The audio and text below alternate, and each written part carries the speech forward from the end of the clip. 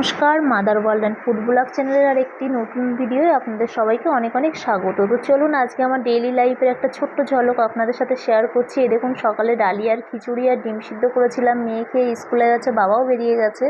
আর এখানে কলমি শাকটি বেছে নেব। তো আজকে খুব সাদামাটা রান্না করব। এখানে ভাত বসিয়ে দিয়েছি আর মুসুরির ডাল সিদ্ধ করতে দিয়েছি। তো মুসুরির ডালটি আজকে আমি শুধু করব না, ওর মধ্যে একটু সবজিও দেবো, তাহলে বাচ্চাদের ডালও খাওয়া হবে সাথে সবজিও। তো এই যে আমি সবজির মধ্যে আলু আর পেঁপে আর পাকা টমেটো কেটে নিয়েছি। ডাল সিদ্ধ হয়ে গেছে, আমি সবজিগুলো দিয়ে দিচ্ছি, দিয়ে একটুখানি লবণ হলুদ দিয়ে জল দিয়ে আর একটুখানি ফুটিয়ে নেব। তো ডালটি ফুটুক, আমি ততক্ষণে বরবটি আলু ভাজা করব বলে আমি কেটে নিয়েছি। দেখুন সুন্দর করে আজকে আমি এইভাবে আলুগুলো একটুখানি ছোটো ছোটো করে কিউব করে নিয়েছি, দেখতে ভালো লাগবে। আর এদিকে আমার তার মধ্যে ভাতও রান্না হয়ে গেছে, ভাতটা আমি ফ্যান ঝরাতে দিয়েছি। এবার আমি তেলের মধ্যে ফোড়ন দেবো ডাল। তো ফোড়নে আমি 5 ফোড়ন, শুকনো লঙ্কা আর পেঁয়াজ দিয়েছি, তাহলে একটুখানি টেস্টটা ভালো আসবে।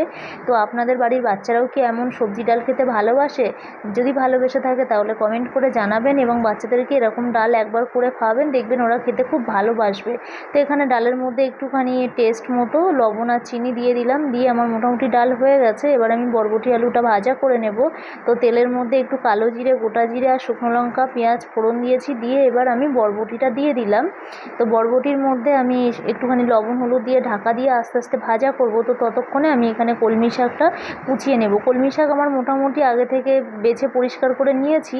কলমি শাকটা খুবই কচি ছিল, তবু আমি ছোটো ছোটো করে কেটে নিচ্ছি, যেহেতু চিংড়ি মাছ দিয়ে করব। আর এখানে চিংড়িগুলো দেখুন, বিলেত চিংড়ি আমার ফ্রিজে ছিল, তো আমি একটু কেটে বেছে ভালো করে পরিষ্কার করে নিচ্ছি। তো আমার এখানে কাটা বাছা হয়ে গেছে, এবার রান্না করব। আর হচ্ছে এরকম কলমি শাক খেতে আমার মেয়ে খুব ভালোবাসে। তো কলমি শাকগুলো কচি আছে, তবুও আমি একটুখানি জলে হালকা করে ভাপ দিয়ে নেব। আর আমি কলমি শাকের মধ্যে একটু গোটা গোটা করে রসুন দেবো, আমার মেয়ে খেতে খুব ভালোবাসে শাকের মধ্যে এই রসুনগুলো।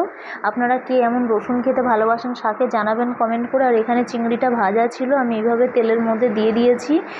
কলমি শাক আমার রান্না প্রায় শেষ। এটাই ছিল আমার আজকে লাঞ্চ, দুপুরের হালকা পাতলা। আপনারা কে কেমন লাঞ্চ করলেন জানাবেন। আর আমার ভিডিওটা ভালো লাগলে সাবস্ক্রাইব করবেন, লাইক করে শেয়ার করে পাশে